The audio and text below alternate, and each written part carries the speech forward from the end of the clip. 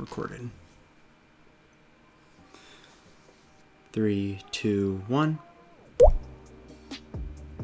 Hi everyone, welcome to the Pixel Venture Podcast. I'm Korey. I'm Jake. And Plants vs. Zombies 3 was announced. Thank you for listening to the Pixel Venture Podcast. There was a second? What? Yeah. I legit didn't know there was a second. The whole game was about time travel. You go to the future in like medieval times. Crazy Dave wanted to eat a taco again, and that's the whole point of it. All I know is there was Plants vs. Zombies, and then they made like other games, and WoW has a Plants vs. Zombies minigame, and that's about all I know. Oh, and there were commercials about a veteran having PTSD about fucking corn or something. But like, yeah, no, I'm super excited because I played the first game religiously back in middle school. And the second game I played a lot in high school because they did a free-to-play type model where there were some plants that were locked behind a paywall, which kind of sucked. But I think the game, for what it offered, was okay. They made it so that when you download the game now, you unlock all the worlds instead of having to complete one to get a key. Then you use that key on any world you want, which opens up like creative ways to complete other levels where you could go into ancient Egypt to get a certain plant, then go to the Dark Ages and get that one, and then you'll be able to beat the far future level that you're having so much trouble with. Aside from that, I mean, my big wish for this game is I want it to lean more towards how the first game was, where everything was there, you just had to play. But I don't really know if EA would leave money on the table like that, but seeing how they're making pushes to have less microtransactions in their games, I feel like that's a way you can win back trust, especially with that community. Unless they bring back the surprise mechanics. Yeah. But yeah, I'm excited. So far, all we have is a logo that says like under construction, but that's still enough for me to be excited. Speaking of just logos, I found a picture of Geralt on a horse. That's our next tally for this episode. Are you just mentioning that just so that you can put it in something? Yes. Is that just going to be a running thing of trying to figure out how to incorporate The Witcher? I mean, I have no problem with it, because I'm the one that has to add each tally. Yeah. You know, I feel like at some point it's just going to turn into like, you know those Old Spice commercials where it's like, look at him, now look at me, now look at him, now back to me. I'm on a horse. My name is Gerald. Oh my god. Imagine if they made that for like the Netflix series where it's like, look at your hand, now back to me. My name is Gerald. My name's Geralt. You want to play Gwent? Oh my god. I hate portals. I hate portals. But yeah, I mean, cool that you mentioned that. What can we talk about now? We're 4 minutes in and I don't know what to say. I've played a new game recently. That I hadn't heard anything about before playing it, but I'd gotten it from Twitch when I had Twitch Prime, and I got like a couple free games out of it. Gunpoint. Oh yeah! Yeah. I played that. It was fun. It's a really good game. It's like a noir kind of game. It's like a 2D puzzle solving sort of game. And the story is like really fun because on like the surface level, it's actually like pretty complex in terms of like the connections between the characters, but also just like has a ton of comedy in it that's really nice. Yeah, and sort of like the way that's set up, if I'm remembering the correct game, you sort of take jobs, like to gather information. Yeah. And you can use those to get upgrades, like, because the whole stealth puzzle based mechanics with light combat. I say light because you do get a gun eventually. You can get that. You do. It is. The combat is like completely optional. In fact, like you can get like different endings depending on the choices you make in like dialogue options between missions, and you do get like a unique ending that will like mention if you went through like pretty much like a pacifist run. Yeah. Whereas if you end up like killing a lot of people, it'll mention like, I think I killed more people than I saved, and it like completely references it. Yeah, I think one of the things I liked a lot was in the tutorial when it told you like, oh, you'd only need to hit him like enough to knock him out. If you kept pressing it, he's like, hey, stop that. Hey, stop that. And then eventually they're like, well, he's not moving anymore, so I guess you don't gotta worry about him like tripping any of the wires. Yeah. Also, the hacking mechanic. Yeah, I actually really like the hacking mechanic. I was very angry at one point in that game. Really? Because it just got to the point where like I was trying to approach the level at a completely different angle, and I guess that was intended. And for other levels, that was working fine. But the way that this one was set up, I'm not going to give away any spoilers for anyone who's playing the game, because the last thing I want to do is make things easier. Because that's the whole point, is to have that challenge. But Yeah. the way that like you had to be super fast with like hit this button, and have him go over this tripwire, and like all those specifics, it was like within 4 seconds, if you couldn't get that pattern, you had to wait a minute for the characters to be back in the right position. So that level kind of made me angry. And once I figured out what I was doing and how it was wrong, I got legitimately frustrated, because a lot of those games, like I mentioned earlier, have levels where it's open, you figure out your own path, or you, like, find a way to break the game to work with the way that you play. And that level just didn't allow for that, and that kind of put a sour taste in my mouth. Aside from that, I think the game's brilliant. Yeah. I would definitely recommend like playing it if you haven't. You know, it actually might be a good idea. When we talk about games, we should put footage, like, in the top right, instead of just a static image. We could do that. Yeah, because it would give people a better idea of sort of what the game looks like, how it plays. If anything, we could just put the trailer We could. that they have. But yeah, I mean, I've also been playing a few more games recently. Oh. I mean, there's always my go-to of Gungeon. I'm still trying to kill the past again with a separate character that's not the hunter, and it's agony. But I love the game so much, I'll just play it over and over and over. Other games that I've been playing, it's a little not very well known indie game, you know, just like something that nobody's really heard of. The Witcher. Limbo. Oh. Okay. I hope that when you say The Witcher and I say Limbo, like it shows Geralt for like a second, and then it puts the kid's head on him. I mean, it was made by an indie company. Yeah. That's still Technically crazy. speaking. Yeah, it's still crazy to think about that. But yeah, Limbo is on the Epic Store for free. Yeah, and it was my first experience with the game. I haven't, like, I've seen people make videos and stuff, but like I watched maybe like one of them, and then I was like, this looks cool, I'm probably going to play it, so I'm not going to watch it. And now we're here, 2019. I was going to get it, except I checked and I already had it on Steam, and I also have it on Twitch.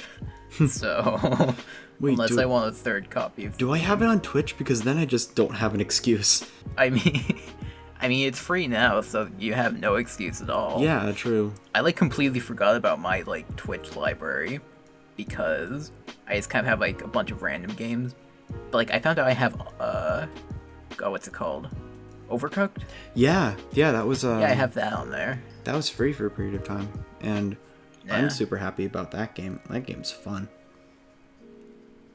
But yeah, no, like there's definitely nothing unique that I can say about Limbo that hasn't already been said to death. I love the art. Oh my, nope. Okay, just so you know, my cat is here now. Hey Em, do you want to say hi? What are you doing? Are you? What? Cool. Oh, she's reminded me that she wants to get out of my room. Cool. Well, let me finish this part, okay? She's being moody. That's why you don't have animals in your room while you're recording. Yeah. Cool. Anyways, I think the art style in Limbo is cool. It's very minimalist, but it's a lot up to interpretation. With just the way that the forest looks, or like some of the buildings that you see. It's a pretty short game considering like other platformers that I've played, but that they really play to the strengths of that, to the point where it felt like I spent way longer like fully immersed in the game than I actually did. When it actually finished, I was like, like a little sad, because while I feel like it's the perfect sort of bite size for what it needs to be, there's still that part of me that would love to see like a continuation of that story, which I mean, I haven't played Inside either. I believe that's the second game by that developer. Yeah. I have no idea if that's connected or not. I've heard it's its own original story, but there might be like little references. I think Inside's supposed to be more of like a spiritual successor. Where like it's a very similar style, but I don't think it has like any canonical connection. I will say though that visually, I think I'm more interested in the way that Limbo looks. Because I've seen other games do sort of like the drab, oh look at society, it's all gray, and then you have that one character with color. Like, it's weird that this is the comparison that I can do, but Sin City, with the way that like those films are black and white with only accents of color for like very specific things to like point out certain things about a character or make a scene even more like important. And I just kind of see that as like if you don't do it tastefully like the way that they did in that film, then you just look like a pretentious art house student. I don't know, that's just how I feel. But yeah, no, way more fun than I thought it would be, because I've learned that I just don't enjoy platformers anymore. Yeah. Which, did I go on that rant on the podcast already? Probably. I don't know if I've talked about this specific game that made me hate platformers. What was it? I'm probably going to get a lot of flack for this because a lot of people enjoy this game. I've actively said on the podcast that I hate Super Meat Boy, you're safe. Well, I mean, that's mutual between us, but like... What was your platformer? I hate Super Mario Odyssey. Ooh. With every fiber of my being. I think, like... Alright, before people immediately like dislike, hear me out. Half of the game's mechanics are locked behind motion controls. As someone who plays almost exclusively in handheld mode, that's just not viable. Also, with the way that it's structured, where it's like, oh, you gotta like find where the moons are. Like, there's hints in the names of missions and stuff. You can find this parrot that gives you the names of the missions, and it's supposed to be enough to help you find stuff. And hell, if you have amiibo, like the little statues that Nintendo sells, or the playing cards apparently, because that's a thing, they'll find the location of the star or moon or whatever for you, but they don't tell you how to get it. Like, I'll put it this way. The way that they did this structure is more reminiscent of Mario 64 minus the load-in times, where there's just this huge big world. They throw a bunch of objectives in there. You can complete them in any order you want, but there is those hints at the beginning that give you like a little idea of what you need to do. I think that's a fine and good structure, but after going from, like, say, Galaxy, which I think Mario Galaxy is my favorite platformer from Nintendo, as far as, like, you know, main series Mario games. That game, anytime you loaded into a planet, it would show you like 3 quick scenes sort of showing where your end objective is, one of the things that you'll be doing in the middle, and the beginning of the level. And that was enough to like get me to be like, okay, I know what I need to do. Now I can have fun with the level on my journey there. To be fair, Mario Galaxy is pretty limited and linear compared to Odyssey. But it also only has one motion control, which is spin. Whereas with this one, there's very specific ways to toss your hat. Like if you want to toss it completely upward, you have to flail your arms up, or down, flail your arms down. Or like it detects when you curve it, or something like that, where your hat will go to the side. And the hitbox for the hat is very specific. So if you tilt the wrong way and you miss your target, just by like having the brim of the hat be over it, you're not going to get it. That plus like,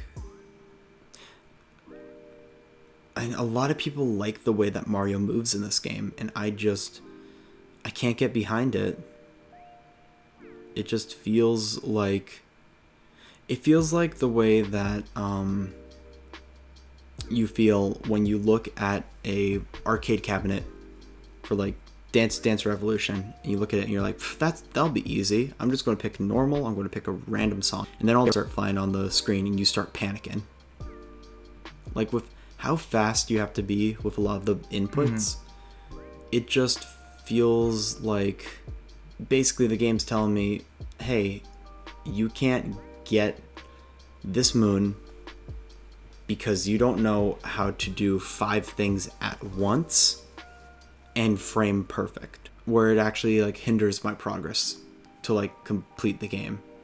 Also, there's over, I believe, 999 moons in the game that you can get.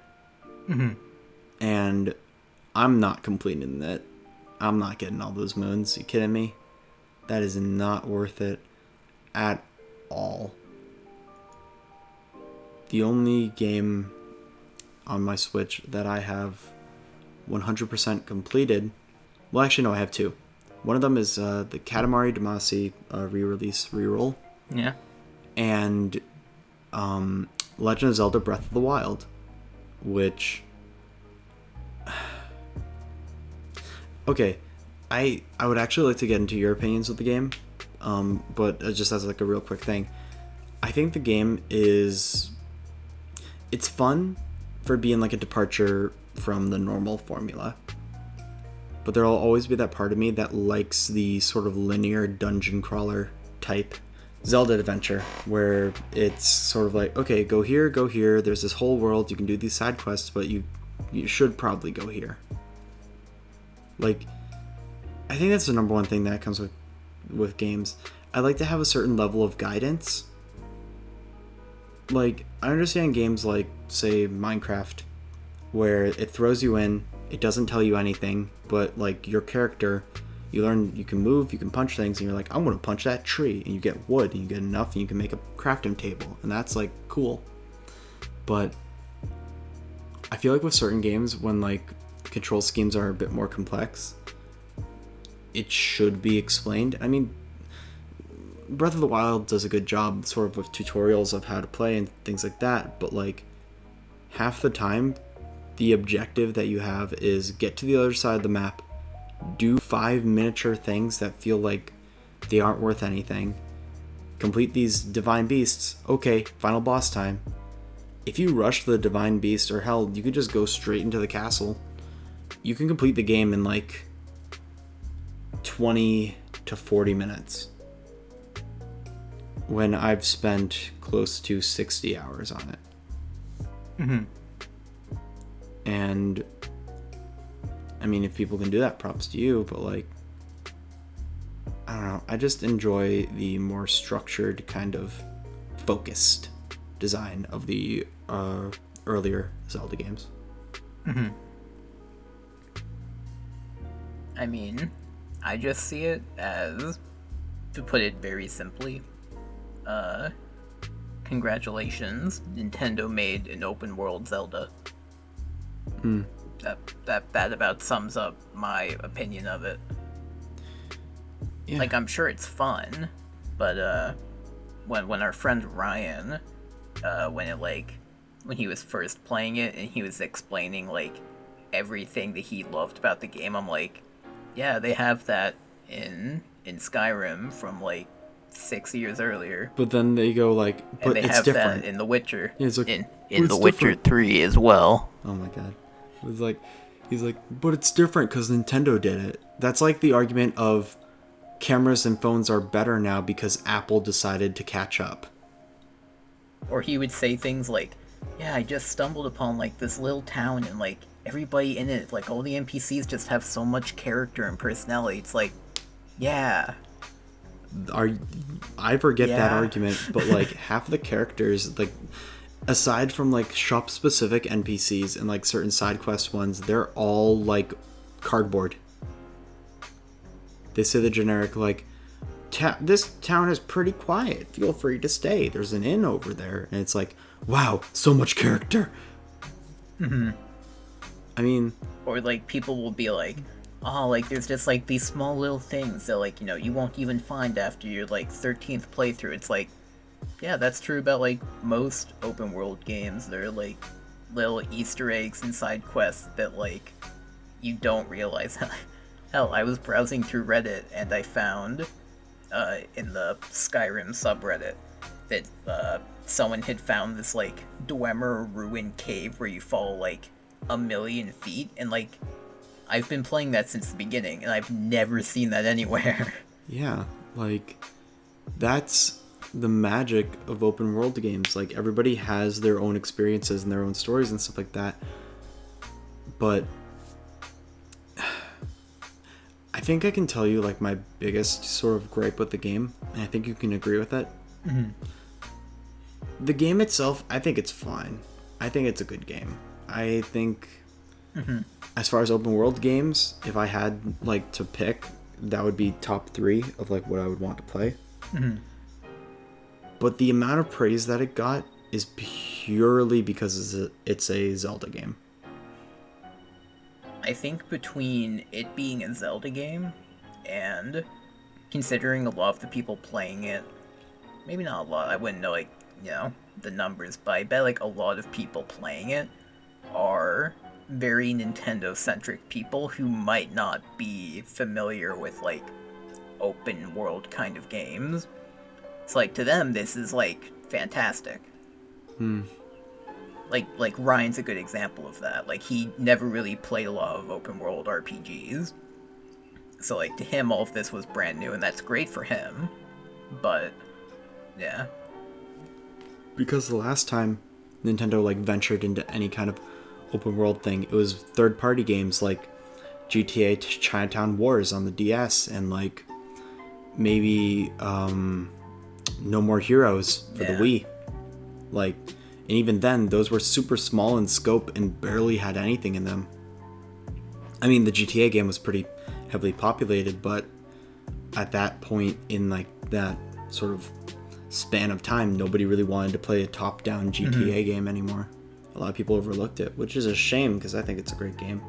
But like, yeah, like it definitely makes sense because Nintendo, Saints Row 3, Witcher 3, you got Okami, which you can. Okami's pretty much an open world game. Yeah. Xenoblade,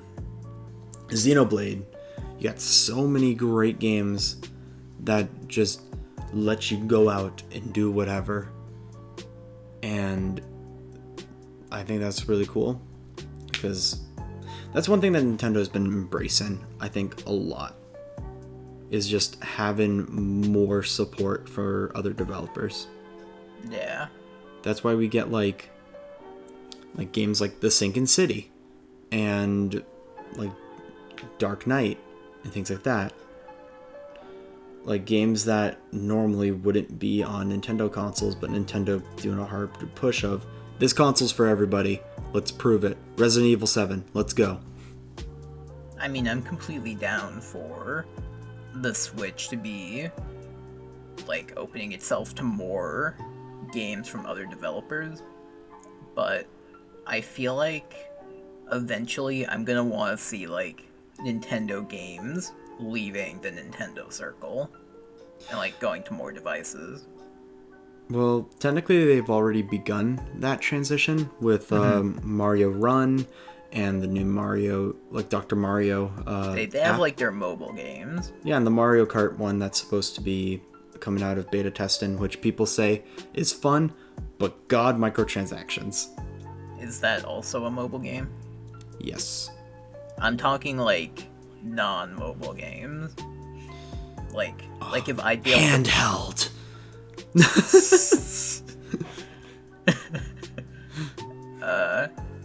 Like, if Breath of the Wild was on, like, PC or something, I might be willing to, like, give it a try. But, like... Technically it is if you want to be illegal. Yeah, if I want to be illegal, but I don't feel like it.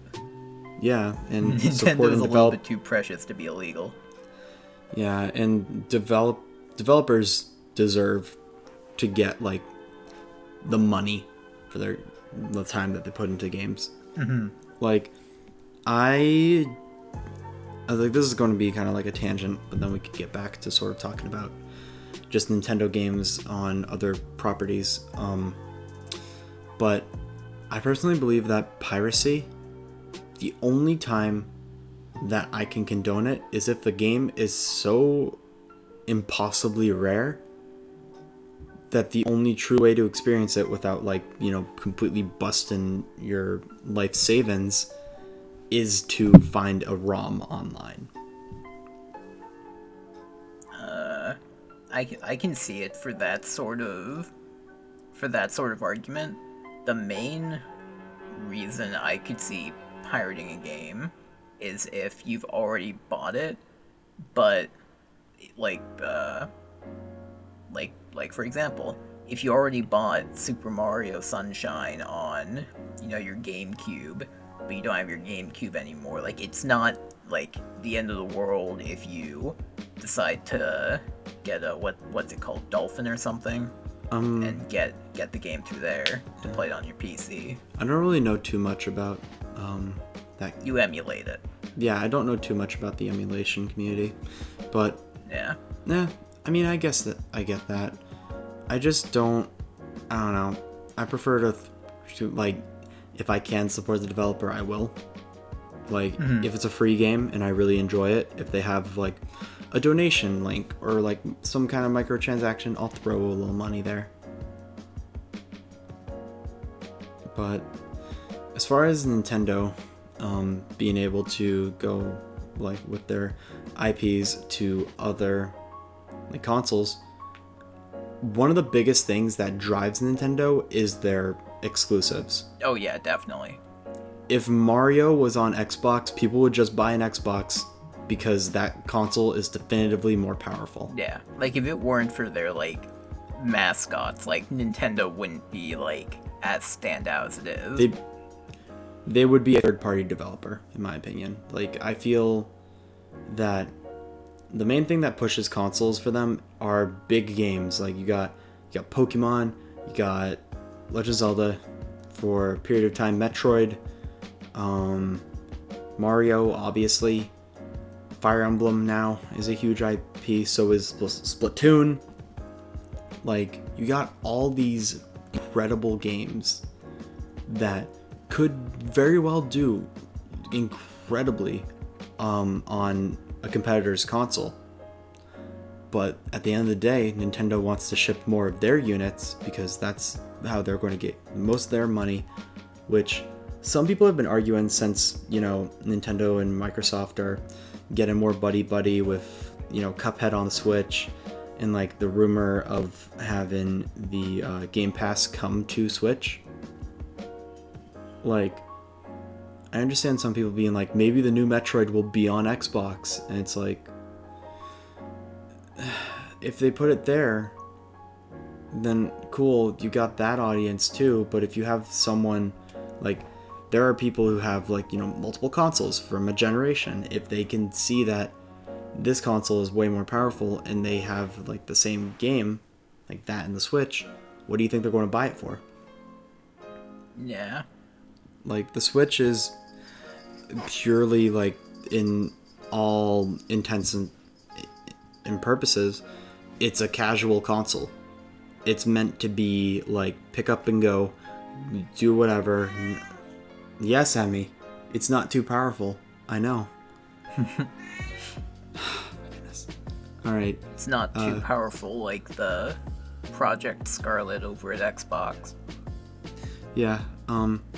Actually, if you would like, sort of like, well, how do you feel about this like idea of having Nintendo possibly go to another competitor? In what way? In the sense that they would be putting their games on another platform, possibly phasing out. Oh my God, Emmy, let me do what I gotta do, and then I can let you out, right? I'll give my opinions for some time, and you can go let Emmy out. Cool. Be right back.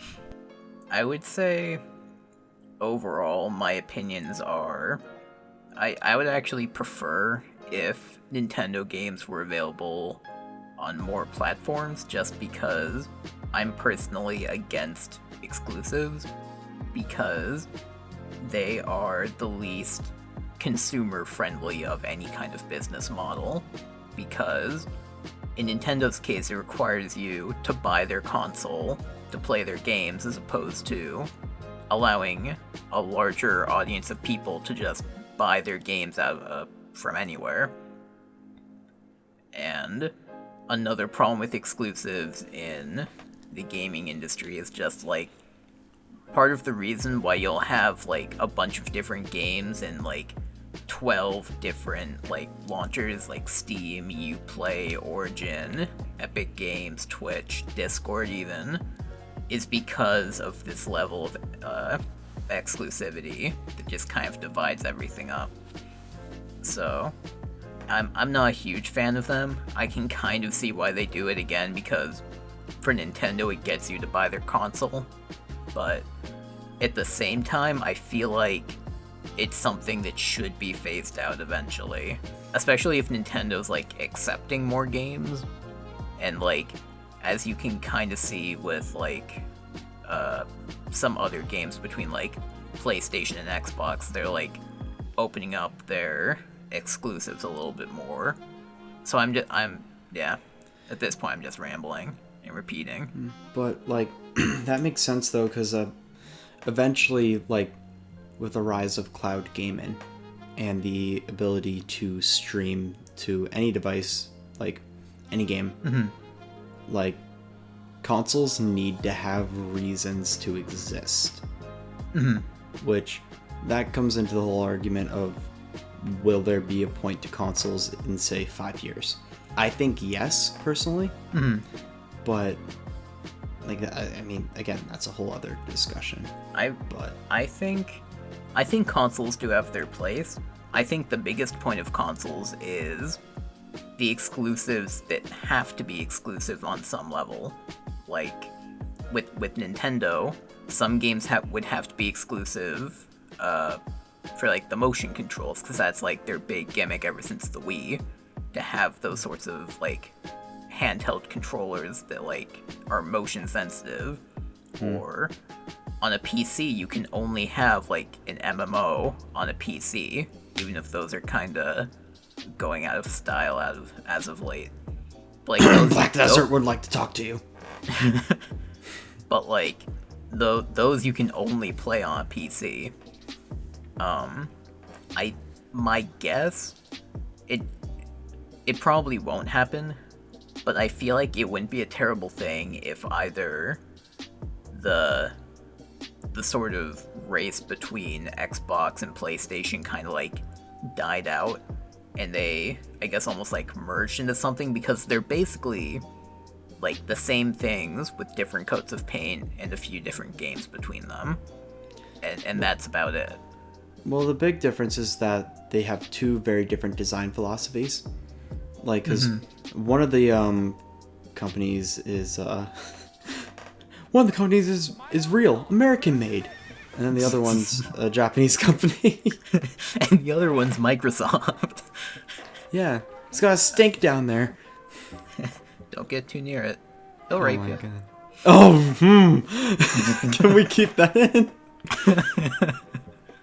You know what? If we put the clip, like, if you could sync the clip to when we said those. Oh, I will. I will. Thank you. And But, for anyone who's wondering what we're quoting, Google it. Yeah. But for the most part, I feel like they're just kind of getting, like, more similar as each, like, generation goes on. Like, they'll have certain gimmicks, but, like, at this point, until I hear something new about it, Project Scarlet is basically just a PC at this point. Yeah. Like, oh, they have an SSD in it now. And they have, like, a really powerful graphics card. They basically just made a PC that you can buy. Yeah, how many gigawatts is it? How many gigawatts of RAM does it have? Oh no. Back to the server. The crossover movie that we need. Oh my god. Super Kai 64 steals the DeLorean and goes back to the inception of Minecraft. Give me karma. To figure out how much dedicated wham Notch needed for the server. Yeah. Oh man. You know what? I'd watch that movie. Would you? No. Oh. Speaking of movies, I have a rant. Do you? Another one. Do you? The Lion King live action movie should not exist. Did you watch it? Sadly. Like, what, Now, what kind of bad? I have nothing against any of the cast. I think the cast itself was phenomenal. Very good choice. My problem is the visuals. Really? You look at the original movie, the one that, you know, they're lifting everything from. You look at the colors, you look at the movement, you look at how fluid and beautiful it is. And then they're like, hey, we gotta make this 3D. Let's borrow the color palette from Transformers. And I understand them trying to be like, it's realistic, because, like, you know, people want realism. But the thing is that with pulling those films and making them as, like, you know, quote unquote real as possible, that opens up a whole other problem with sort of removing the initial kind of like what made the film recognizable in the first place, which for me it was the visuals, it was the art, it was the way that the colors blended together, it was the way the music like came in and perfectly accompanied the surrounding areas. There were so many different factors that were always at play in the original film, and in this one it just felt like I was looking at drywall for like an hour and a half. I mean, I haven't seen it, but at the end of the day, that's just kind of like, it was made by Disney still, right? Yeah, but it was... I mean, it is just like it's basically just an adaptation that they're redoing. It's a corporate version of the movie. That's the best way I can put it, is that they looked at it at like the original movie. Like, they looked at the bleeding carcass of that dead horse and all the other spots that they've already punched it with making a sequel and then a prequel to the sequel and like the animated series and stuff like that, and they are just like, one last kick. And it coughed up like a tooth, and it's dead. I mean, from the trailers, it at least looked visually appealing to me, just as like a spectacle of what they were able to do with like making it look as real as it is when you're dealing with talking animals in Africa. Yeah, I respect the CGI. I'm not bashing like the quality of the animation. Like, I think they did a really good job, like, as far as, like you said, making it feel believable. But the thing is that I don't want to believe it. Like, the whole thing with, like, Disney movies is that there's that suspension of disbelief. Because a lot of them sort of incorporate things with magic or, like, you know, inanimate objects being alive and animals are able to communicate and stuff. Like, I don't personally enjoy like going to see The Lion King and I just see a real ass lion talking away a lion would, but with like Donald Glover's voice. Mm-hmm. Like, there's something very off-putting to that. Whereas with the original film, with the way that like if you look at the animation, there's a lot of fluidity to it. Like the way that Simba runs, or the way that Timon stretches during like certain comedy like bits. It just feels a lot more natural when it's in 2D, like in a 2D space, because there's a lot of like gags and things that could only be done with like the hand-drawn style, because in that 3D environment it would not make sense. Mm-hmm. But there's also just that part of me that wished that they found a way to incorporate like I just wanted more colors. That's all.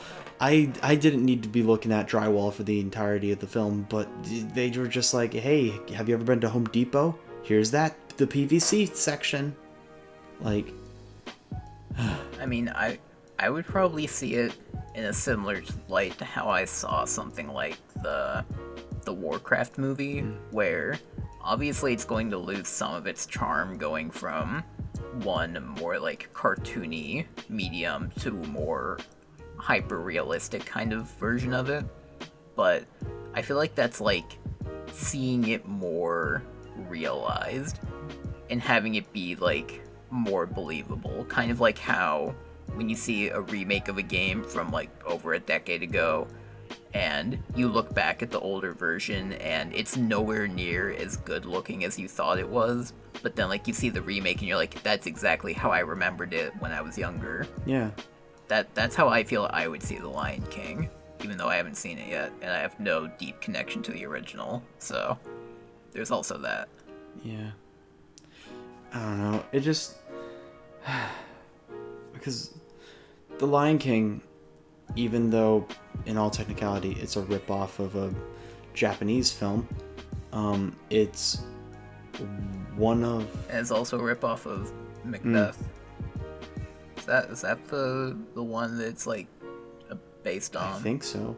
Regardless, it's like something. Yeah, no, it was definitely Macbeth, but because of the whole thing with Mufasa. But like,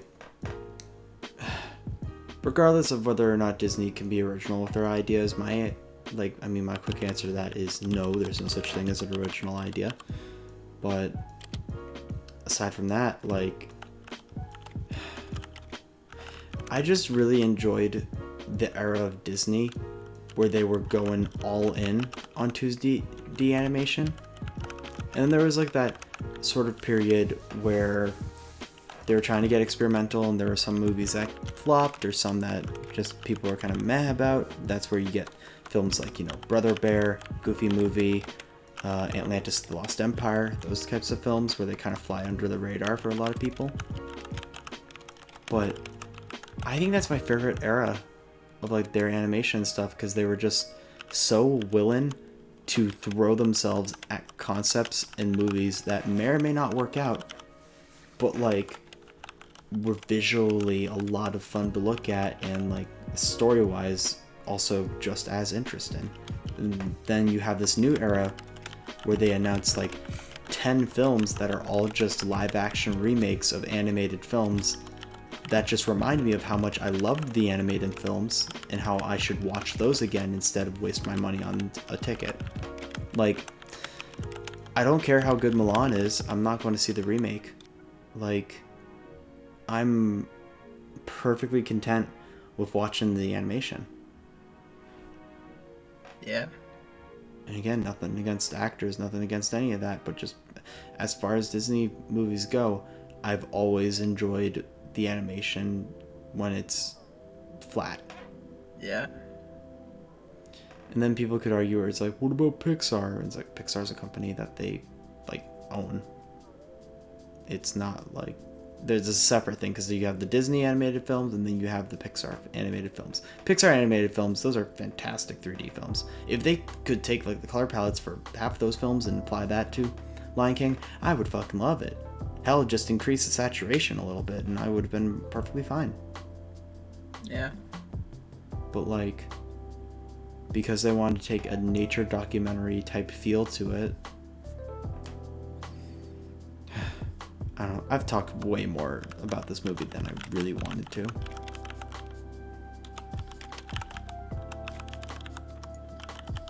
So, what else would you like to talk about? Because now we're at a point where we need to figure out something else to say in order to fill 12 minutes.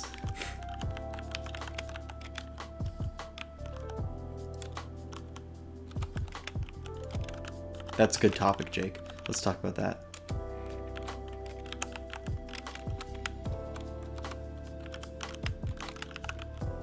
I have no idea if you're still here or not, so I think I'm going to say some other things. So, I've been doing a lot more typewriter art recently, where I actually use a typewriter to draw pictures. Jake could probably throw on some references and things now on screen. But yeah, I've been working on 2 new pieces. One of them I originally scrapped, but now I'm doing it again, and I'm very excited to see how that turns out.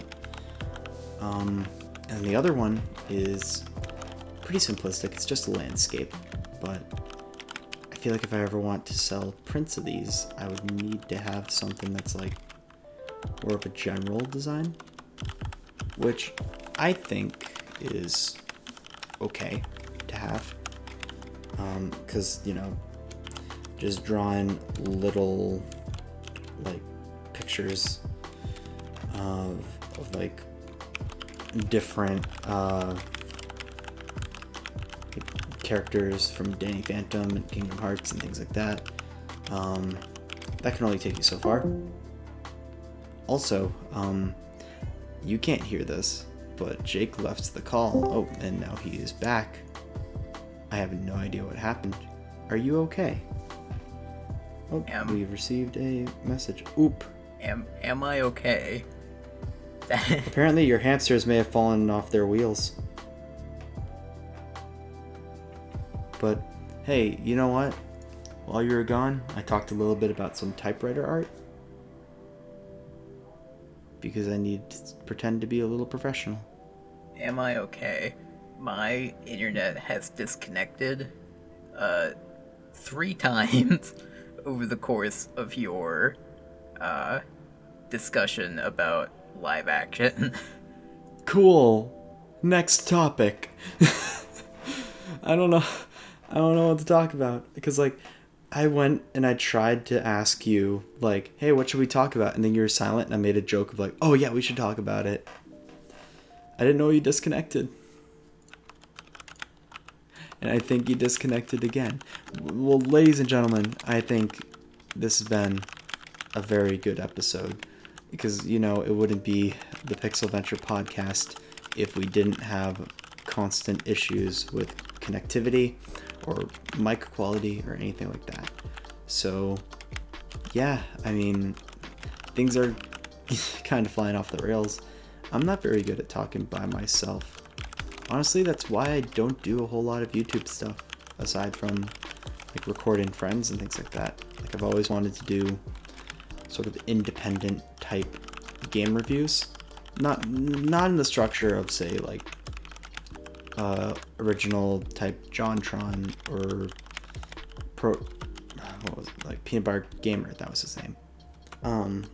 It'd be more like informative and deep and stuff like that, but I feel like I don't have the voice for that, which is kind of ironic because I'm in a podcast. But aside from that, I mean, hey, maybe I should try doing some commentary for game reviews, because I mean, I have a huge backlog that I could go through, and how I've already been kind of writing a review for Enter the Gungeon, which at the current time stands as my favorite video game, period. Used to be Kid Icarus Uprising for the Nintendo 3DS, but I've kind of gotten tired of that game. That's usually what happens when you get to the 400-hour mark. I mean, if we ever get tired of doing the podcast, we could basically just do like game reviews and video essays about like games and films and stuff.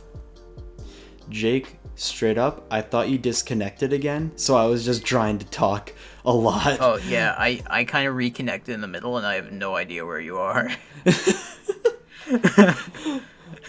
Like I said earlier, wouldn't be a Pixel Venture podcast episode without one of us having issues. Yeah. I was going to wait until like you were done your initial, like I came back and you were talking about like the live action Mulan, and I was waiting for you to like be done with like your talking before being like, hey, I disconnected, but I disconnected the second time before I could get to that. I just thought you were woefully disappointed in my argument. Yeah, no. But, yeah, dude, we could totally do, like, reviews if we wanted to. Yeah, I'd be down. Yeah. Because, like, I don't know if you heard when I was talking about Gungeon, but I've been actually writing sort of the skeleton of a review. Yeah. But, yeah. And you know, I could go on for days about The Witcher. Is that another tally mark, or are we only doing one? Because you already I do it once per episode. Cool, because otherwise like a summary. Otherwise the walls would be covered. Oh yeah. But yeah, is there anything else that you would like to talk about tonight? I feel like I had something, but I can't remember what it was. Well, here, how about this? Yeah. How about we end the episode here, and if you remember what you want to talk about, we could record like a little bonus thing that we could put up at some point, sort of midweek. Oh, I did have a little something, but it's not like too important. I could do like a brief summary of it. I mean, go ahead. Why not? I started playing World of Warcraft again after taking a bit of a hiatus because they added more stuff. And it made me happy when in WoW there's these things called raids that are like 25 people going through a bunch of shit. And Mythic is like the hardest level of shit, and that came up on Tuesday, and it was like released on Tuesday.